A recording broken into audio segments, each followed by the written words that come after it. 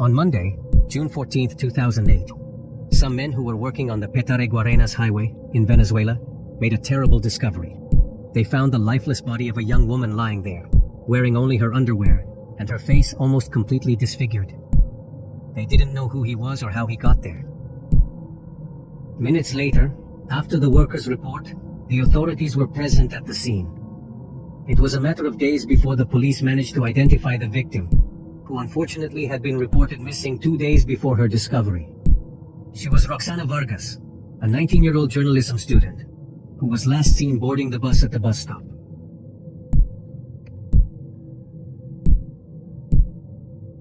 Roxana Vargas was born in 1988 in a small town in the Eastern Valley in Venezuela. Since she was little, her dream was to be a journalist, but her family did not have the financial resources to study social communication. However, although he finished school, he was lucky enough to receive a scholarship from the Gran Mariscal de Ayacucho Foundation.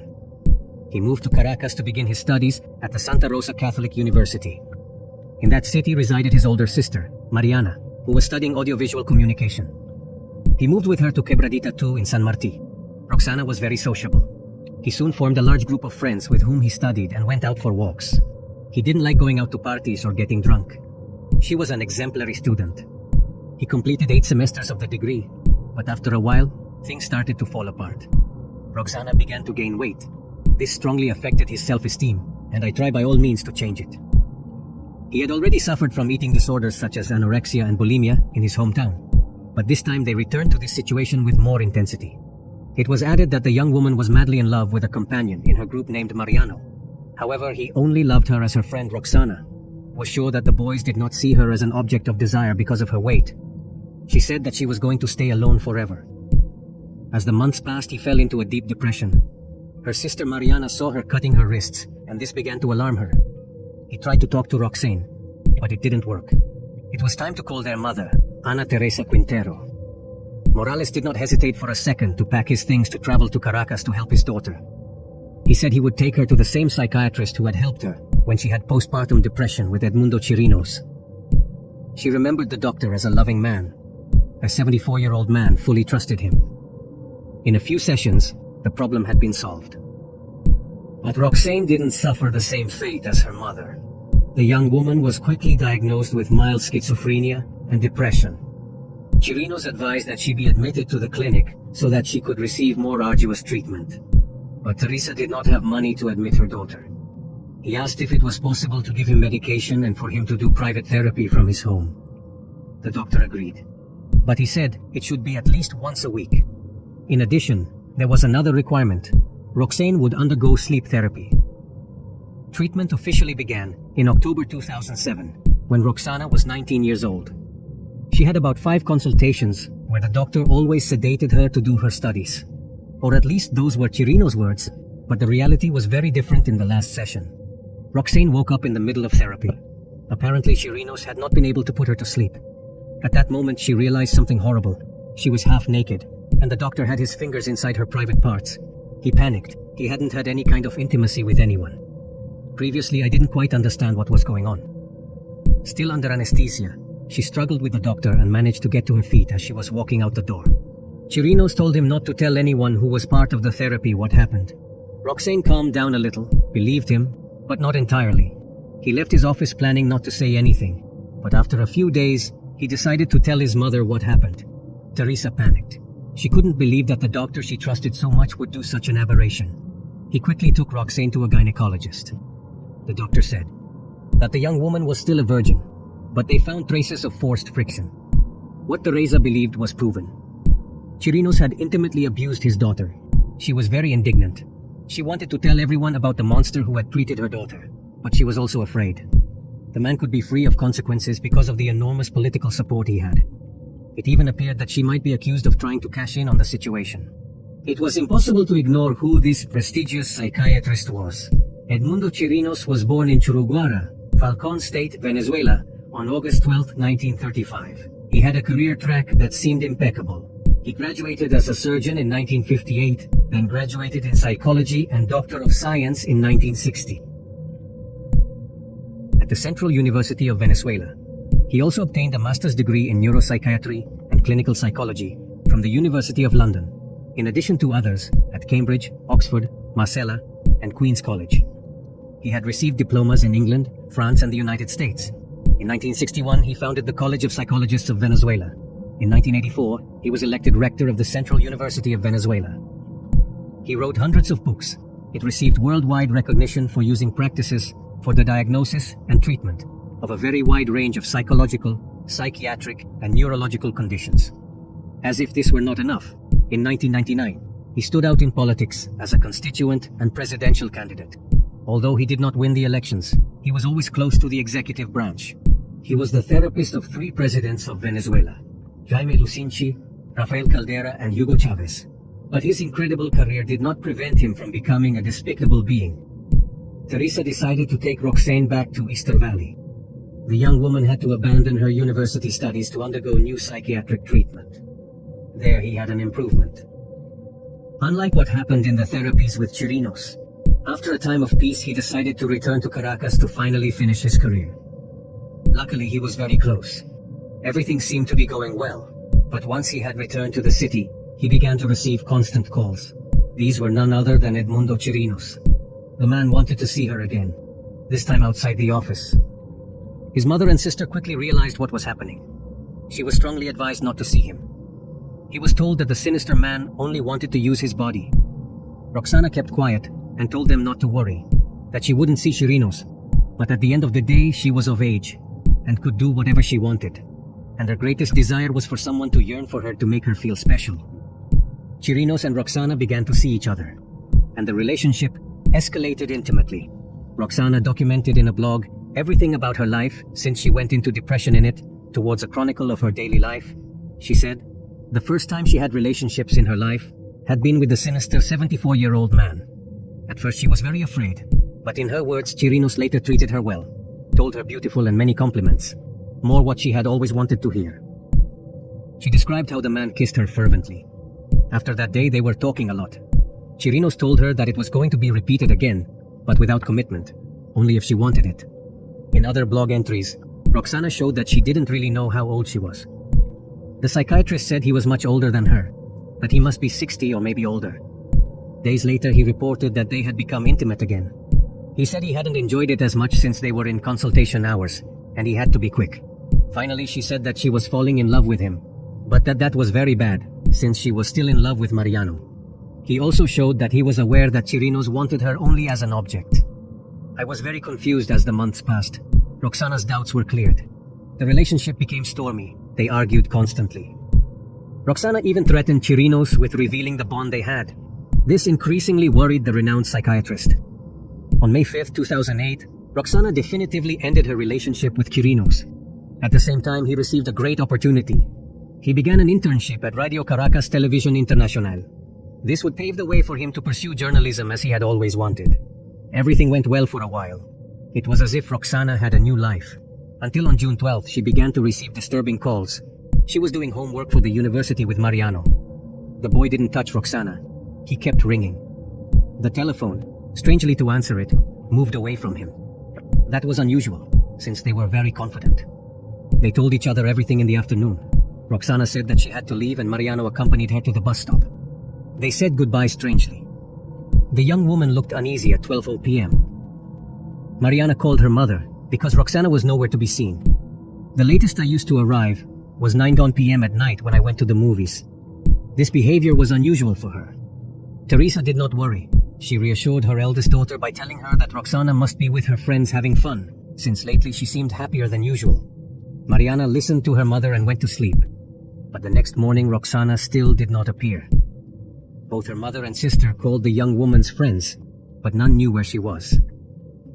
Teresa, completely upset, took the first bus from Valle de la Pascua to Caracas. When he arrived in the city, he filed a report for the disappearance of his daughter. On Monday the 14th, workers found a decomposing body in a vacant lot in Keisha Park, in the state of Miranda. He himself appeared to belong to a young woman. He was wearing only his underwear and had visible features of violence, especially in the area of his face and head. He also had a bruised ear, as if he had been struggling with the other. She had an earring. The men quickly called the police, who moved to the Petare Guarenas highway, which was next to the park. He was not surprised to find a lifeless body there, since because of how dark and hidden the area was, this happened regularly. When inspecting the body, they realized that he did not have an ID on him, which made identification difficult, but everyone had something present for only 2 days. Roxane had been reported missing. They called the girl's family. Both the mother and sister went to the police station to identify the body. Although his face was black from so many blows, his lips and legs were very distinctive. The two women's most feared premonition came true. It was Roxana.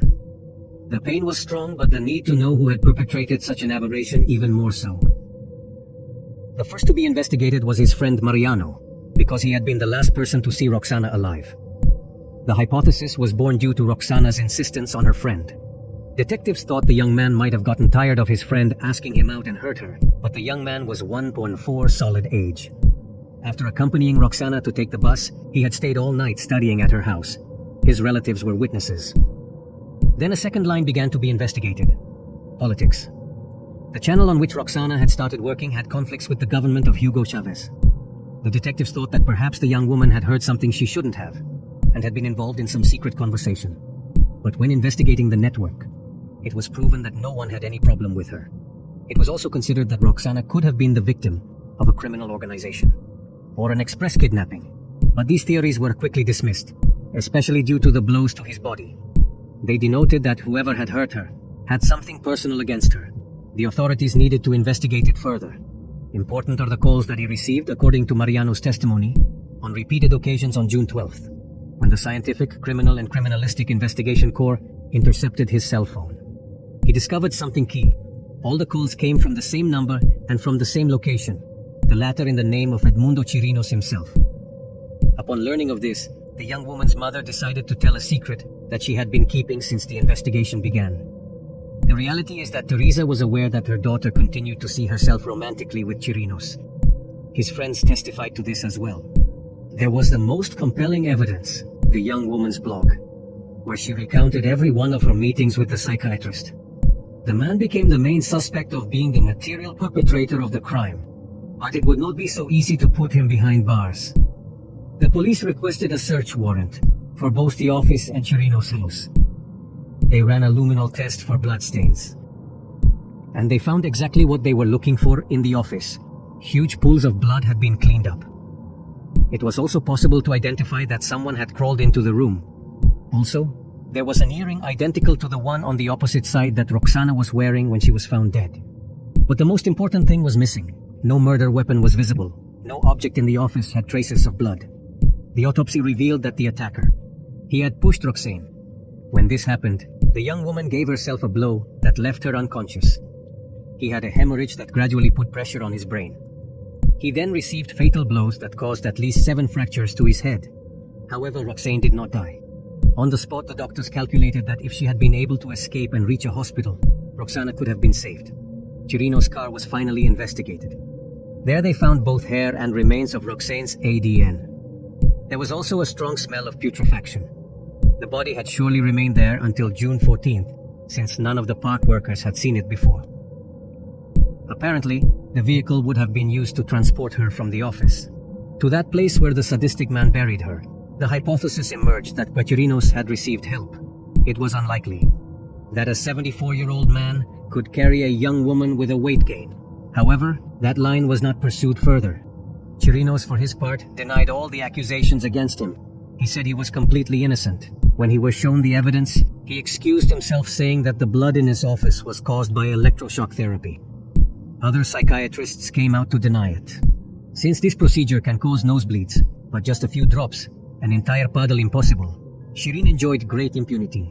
While the investigation was being carried out, not only was he not detained, but he also continued to give medical consultations, as if nothing had happened. On the eve of the trial, the sadistic man again denied the charges. He also stated that the fact that Chavez and other former presidents have been his patients. It aroused journalistic interest in his case, but in reality he had no hard evidence against him. A few days before the judicial process began, they found the most disturbing evidence to date, evidence that completely expanded the case. In Chirinos' office, there were around 200 photographs of his patients. In them, the women, always young, were naked or in underwear. They were also completely sedated by sleep therapy. Among those photographs were Roxane's. Of each girl, there were 3 photos. Some seemed to be over 40 years old, since they had tonoepia and had been revealed. Many women came out to speak against Chirinos. They had realized the doctor's abuses, but all fearful of his political relevance, preferred not to speak further. They were afraid that their medical condition would be used against them. The situation was grim. Chirinos could no longer escape his condemnation. On 1st August, the court ordered Chirinos to be placed under house arrest and banned from leaving the country. During the judicial process, it was theorized as to what the motive for the crime had been. Apparently, Roxana began the internship at the same time that she ended her relationship with Chirinos on bad terms. The doctor was very afraid. Being in the media, he could tell his abuses, and that way more women would come out and speak out. The constant calls had been for her to come see him, to fix things. It wasn't a planned crime, but when she wouldn't promise him, she wouldn't say anything, it aroused Chirinos' anger. It was there that the violent events that led to the young woman's death occurred.